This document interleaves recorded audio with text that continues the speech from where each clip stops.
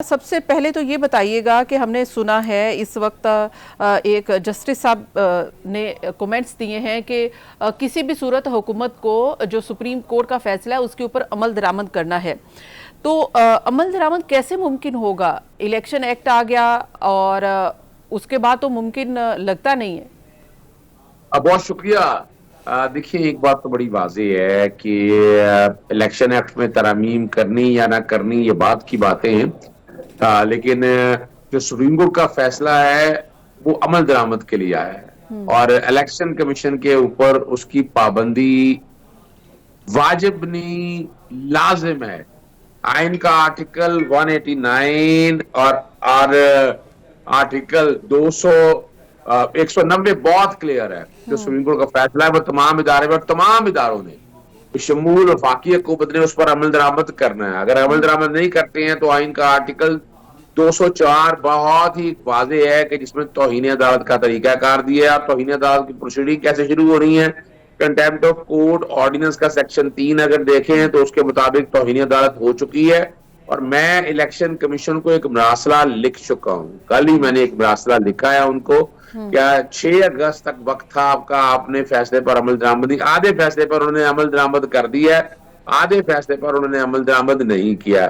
آپ نہیں کریں گے تو توہین عدالت کی کارروائی آپ کے اوپر لگ جائے گی. اچھا یہ جو آپ نے کہا ہے کہ ان کے پاس ٹائم تھا 6 اگست تک اور اس کے بعد توہین عدالت لگ سکتی ہے، لیکن جب ریویو میں چلے گئے ہیں تو اس کے بعد تو ابھی یہ فیصلے کے اوپر عمل درآمد تو رک جائے گا نا. ریویو کا فیصلہ آنے تک تو یہ عمل درآمد نہیں ہو سکتا، ایسا نہیں ہے؟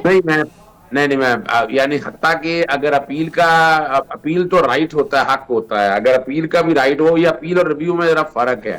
اپیل میں بھی آٹومیٹک نہیں ہوتا. اگر آپ نے اپیل دائر کر دی ہے، اگر آپ کو حکم امتناعی مل گیا ہے، ججمنٹ سسپینڈ ہو گئی ہے، تو پھر عمل درآمد نہیں ہوتا، ورنہ عمل درآمد کرنا پڑتا ہے. اور ریویو جو ہے نظر ثانی جو بڑی محدود ہے، یہ ہوتا ہے کہ error apparent at the face of record, کہ اس میں ایرر کیا ہے. تو اس میں چھوٹی سی بات میں آپ کے سامنے رکھ دیتا ہوں. اگر آپ کو یاد ہو، کہا جا رہا ہے کہ یہ جناب ری رائٹنگ آف دی کانسٹیٹیوشن ہے. تو 2022 میں حمزہ شریف کو حلف نہیں دے رہے تھے، نہ گورنر دے رہا تھا نہ صدر دے رہا تھا. تو لاہور ہائی کورٹ کے جسٹس جواد حسن انہوں نے کہا کہ یہ اسپیکر حلف لے گا. اب اسپیکر تو آئین میں کہیں نہیں لکھا ہوا اور وہ حلف اسپیکر نے لیا. یہ حقیقت ہے. لیکن میں بھی اس کو ری رائٹ، ویسے اگر کہا جائے تو ری رائٹنگ آف دی کانسٹیٹیوشن نہیں ہے، مگر میں نہیں کہتا، بجائے عدالتوں نے کام کرنا. پھر 90 دن کے اندر الیکشن ہونے تھے، آئین میں لکھا ہے 90 دن کے اندر الیکشن کرنے، ایک دن بھی آگے نہیں کر سکتے. اور وہاں 1 سال بعد ہوا اور سپریم کورٹ نے تو فیصلہ دیا تھا 2 صوبوں میں الیکشن کروائے، تو اس وقت بھی حکومت نے عمل درآمد نہیں کیا تھا، کچھ بھی نہیں ہوا تھا، کوئی قیامت نہیں آئی تھی. اور اب بھی کچھ بھی نہیں ہو سکتا اگر فیصلے کا عمل درآمد نہیں. جی یہ یہاں ذرا تھوڑی سی مختلف صورتحال ہے اس وقت. وہ کیونکہ اس پہ وفاقی حکومت نے الیکشن ساتھ کرانے تھے اور بہانہ بنا لیا کہ پیسے نہیں ہیں ہمارے پاس. یہاں یہ الیکشن کمیشن ہے عمل درآمد کر رہے ہیں، اس میں وفاقی حکومت کا کوئی تعلق نہیں ہے. تو یہ تو اور تیسری بات جو میں آپ کے سامنے رکھنی ہے کہ اگر آپ کو یاد ہو، میں آسان لفظوں میں سمجھانے کی کوشش کرتا ہوں کہ تحریک عدم اعتماد 28 مارچ کو پیش کی گئی اور 3 اپریل تک 7 دنوں کے اندر آئین میں لکھا ہوا ہے 95 آرٹیکل میں اس پہ عمل ہونا تھا. آپ اور ہم نے دیکھا کہ 3 اپریل کو قاسم سوری نے وہ رد کر دی تحریک عدم اعتماد، اسمبلی تحلیل ہو گئی، سپریم کورٹ چلی گئی. اب 3 اپریل گزر گئی، سپریم کورٹ نے 7 اپریل کو فیصلہ دیا اور گھڑیاں پیچھے گئی. 9 اپریل کو گھڑیاں پیچھے گئی اور ہم 3 اپریل پہ آ گئے اور 3 اپریل کو دوبارہ ووٹنگ ہوئی. یہ ریکارڈ کی باتیں ہیں. اور عمران خان صاحب کو ریموو کر دیا گیا. تو اسی طرح سے یہ کہا جا رہا ہے 8 ممبر بینچ نے، بلکہ 11 ممبر بینچ نے تو کہا یہ پی ٹی آئی کے ہیں. اور انہوں نے کہا کہ آپ یہ 8 ممبر نے کہا ماضی میں جائے. ماضی میں کب؟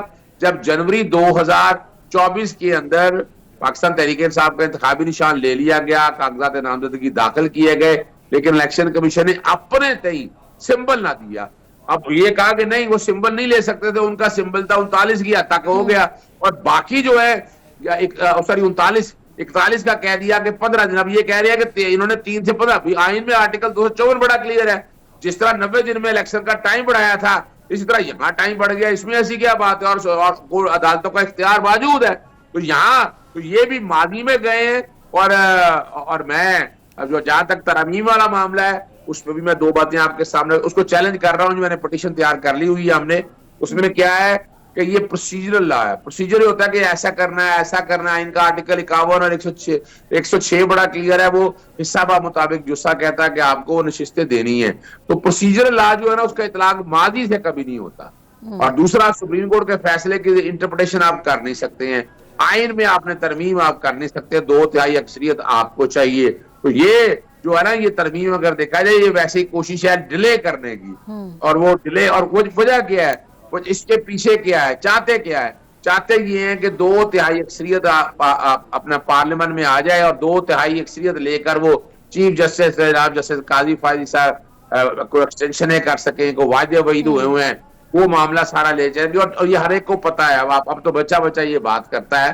تو لیکن اب چونکہ 39 سیٹیں تو مل چکی ہوئی نا آلریڈی, تو اگر 41 سیٹیں فرض کریں مل بھی جائیں تو تب بھی 2/3 اکثریت ان کے پاس نہیں بنتی ہے. اور اس کا ثبوت یہ ہے کہ جسٹس قاضی فاضل صاحب کے سامنے ابھی کل یعنی منڈے والے دن جو ہے وہ وہ جو ری کاؤنٹنگ والا معاملہ ہے اس کے اندر فیصلہ دینا 3 حلقوں کا. یعنی پتا ہے ووٹ تبدیل کر کے ری کاؤنٹنگ کرا کے دے دیا. کل کا فیصلہ جو ہے وہ تھوڑا سا بتائے گا جسٹس قاضی فاضل صاحب کا موڈ اور ان کے معاملات کے حوالے سے. 23 اکتوبر کو دور نہیں ہے. اب ہم تقریباً دو مہینے کے قریب رہ گئے ہیں ان کی ریٹائرمنٹ کے. تو گنے چنے دن ہے, تو آپ دیکھ لیں گے آنے والے دنوں میں.